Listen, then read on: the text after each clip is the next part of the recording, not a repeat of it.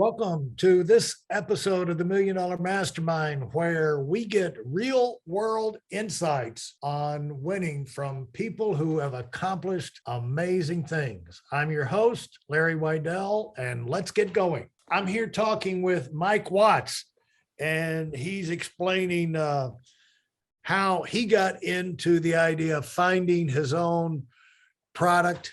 And eventually he's going to tell me how he wind up inventing his own product, probably. But it gets inside. Obviously, it gets inside your system, because you start.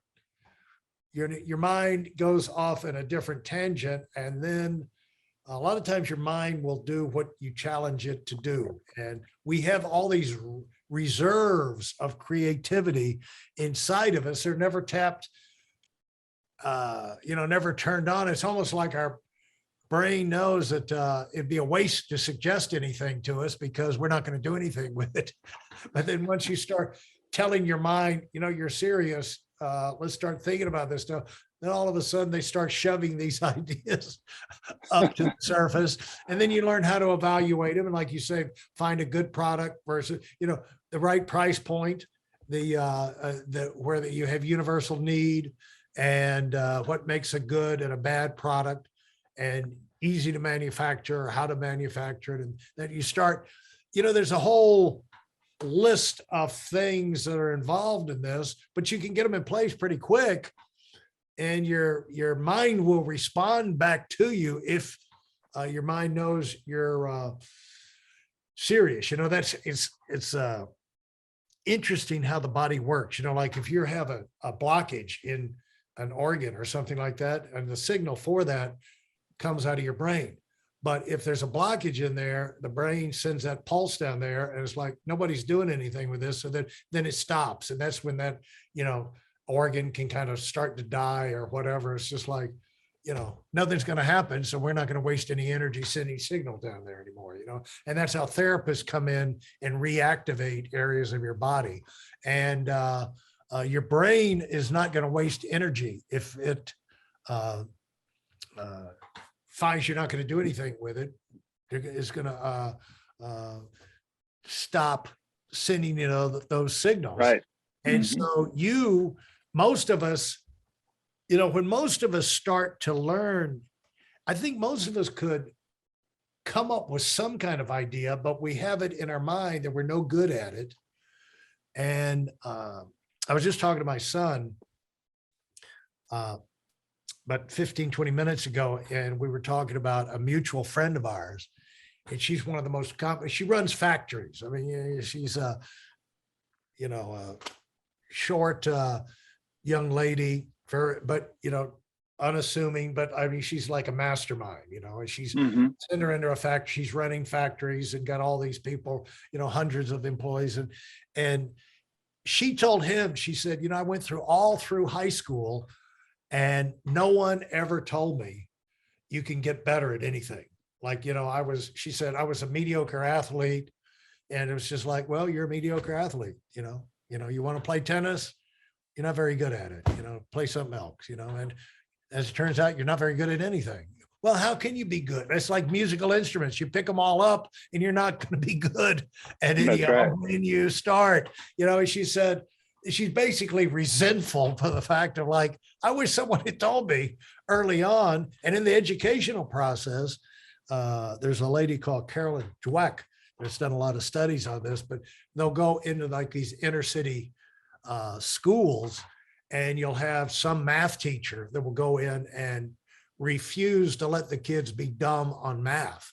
And he will tell them, you can get better at this, and let's start. And all of a sudden they've got straight A's, they're going into the big schools, and, everything has changed just because someone told them you can get better at this, And so you're kind of a role model. I see you as a role model on tapping into our brains, because you've said a lot of interesting things. Like you get married, you start to have kids, is like, we need to be a one income family, and the one income is not going to work if I'm working for somebody else. And we need to make a change. We need our own business. And then we need a business with an idea or product that's we can control. So we don't be putting, other people coming up with the same thing next week, as we move around. And so lots of interesting things here, but to do that, you've got to allow yourself to realize you can come up with this stuff, you can create. And yes, Mike, I'm just really fascinated with how you've evolved, because, you said you were a marketer, you were selling stuff, you were finding stuff, selling it, moving it on, and you progressed from that point on. So I just think it's very inspirational and something we all need to challenge ourselves to say, like, don't give up on yourself just because you haven't come up with your idea or you haven't found it yet. Keep looking, and so let's get into how you moved in, like with the guy from Nicaragua that had that pivot trim thing. Where did you wind up finding the place to get them manufactured and your first steps? Because that had to be a learning process for you, because now you're going into a different product line and a different scale. So talk about how the steps you went through on that. Yeah, it was quite the journey, because for me, I knew nothing about this. Is manufactured out of plastic, and we ended up changing the design through the process, but I didn't even know how plastic products were made. Right. But I think that's a good example of what it takes to find success as an entrepreneur, and what it really takes to find big success in life is to embrace the unknown, be willing to lean into it and figure it out, and be okay with failure, which ties back to some of what you were saying about the school system, and and trying to teach our kids to never fail, right? How bad did you fail is all they measure you on, but really life judges you on how many times you try. How much effort do you put in, not how many times do you fail, because failure is how you find success. So for us, we figured out how injection parts were made. We found a local injection molder in our town that we could meet with and understand how we could improve the product. He had already started making a few with a low quality tool. So we figured out how we wanted our design to be, found somebody that could do the 3D drawings, found somebody that could cut the tool for us, found somebody that could make the components, and figured out materials. And we figured out we needed 33% glass filled nylon. It's because it was tough. And so we met with a materials expert, and we researched on the internet, and we researched by just finding experts, and we made some, and some weren't great and some were better. And we just constantly improved. And we found right out of the gates, we found a way to make it lighter so it worked better on small trimmers. And we didn't know anything about packaging either. But we had to figure out how to package products. And a lot of that was just going to the store and looking at, well, how are other people doing this, and benchmarking our competitors. What do we like about, we bought one of our competitors' products, and we said, what do we like about each one? And then let's take all those things we like and let's put that into our package. We want the package to be interactive, where the customer can try it and understand what makes it unique. And we wanted to have a brand that we could own, that we could get trademarks on. So we fit in something memorable, ideally just a couple of syllables. We just figured it out along the way. And we made plenty of mistakes, but we were blessed. Right at the very first big show that we went to, we were literally putting together our very first production run in the booth before the show opened. And the second day of that show, the Walmart buyer comes up and sees the product, sees our demonstration, and falls in love with it, invites us to Bentonville. We go out, and by that fall, we're in all Walmart stores with our new product, doing over $1 million a year. So repeat that one more time. The night before, you're in there assembling. Go through that again. So the night before the first day of the trade show, we're literally assembling.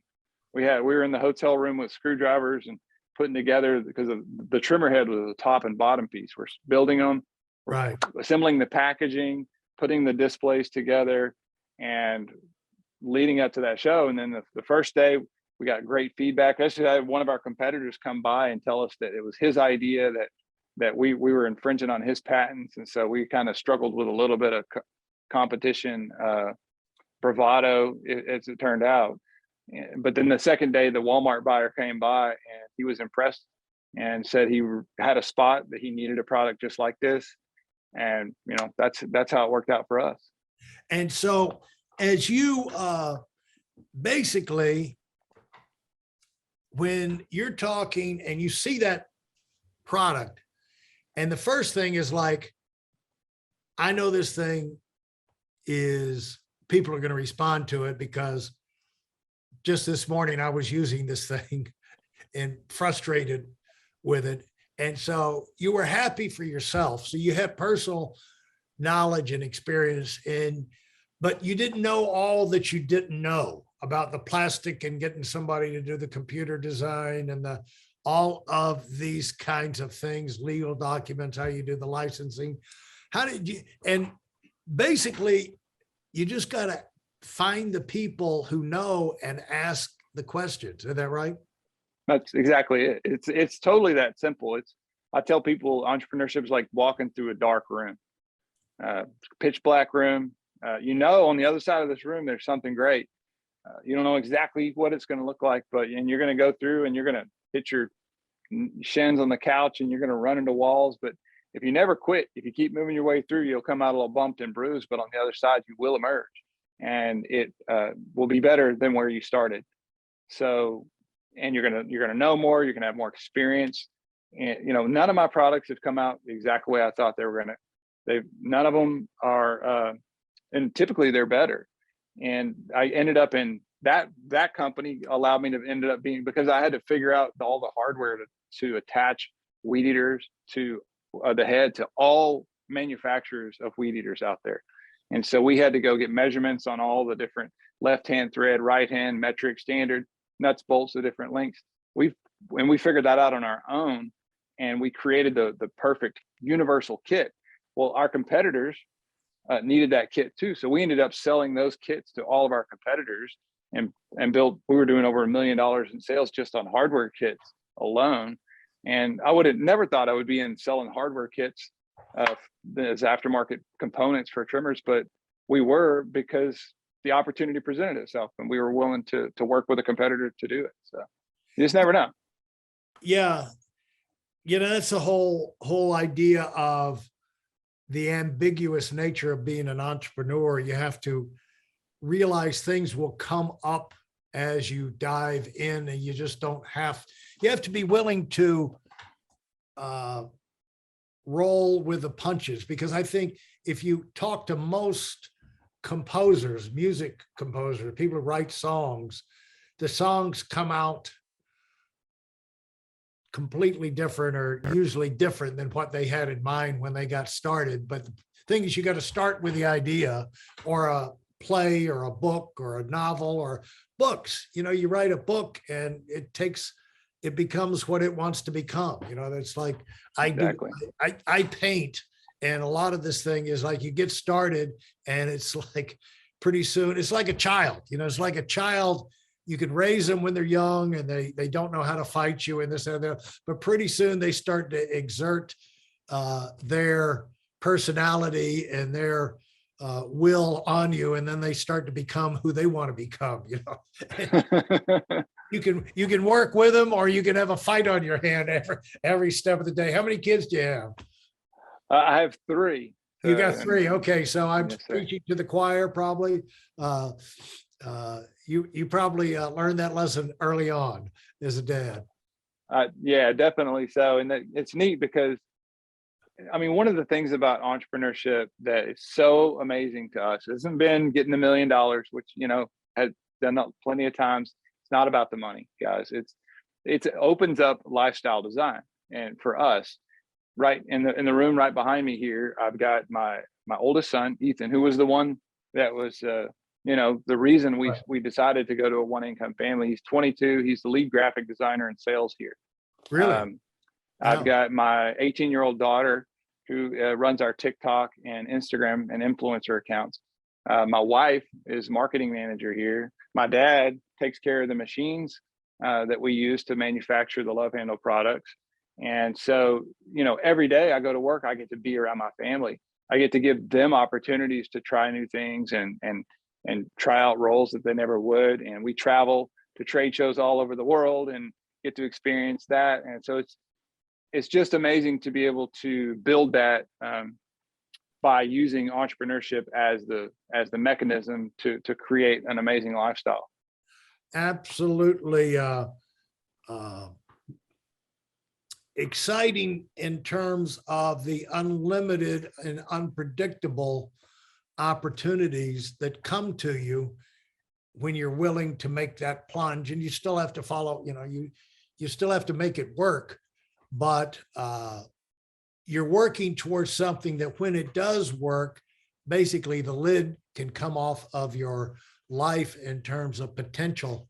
So we'll wrap up this segment with this. What's the main thing you learned from, and you had learned at this point about finding and inventing your own product, that you would pass on to other people that are at that first stage? My advice would be that most products cannot support an entire business on their own. So you need to be very selective. There's only so many minutes on the clock. So do be very selective about the products that you go all in on. But the training ground is also important. Don't be scared to try a new product or a new business idea, but don't assume that the very first one is going to be the one, because it probably won't. So don't spend all your resources on that. So just continue to keep trying new things. But when you find something fantastic, then you do need to go all in on it.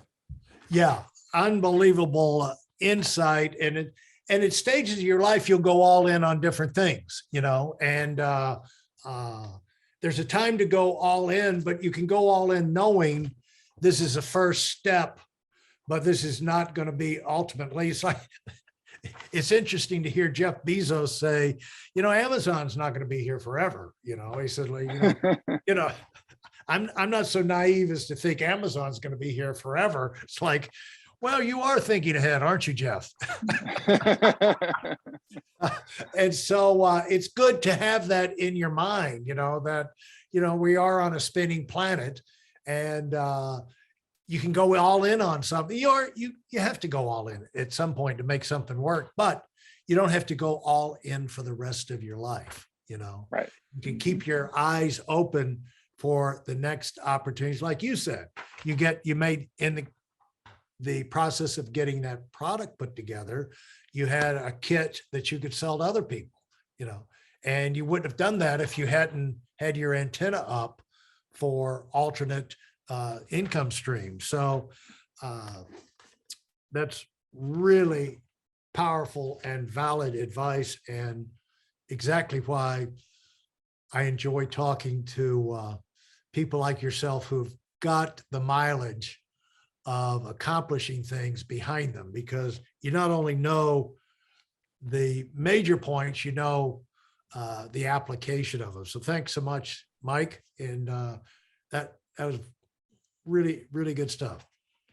Awesome. Thanks, Larry.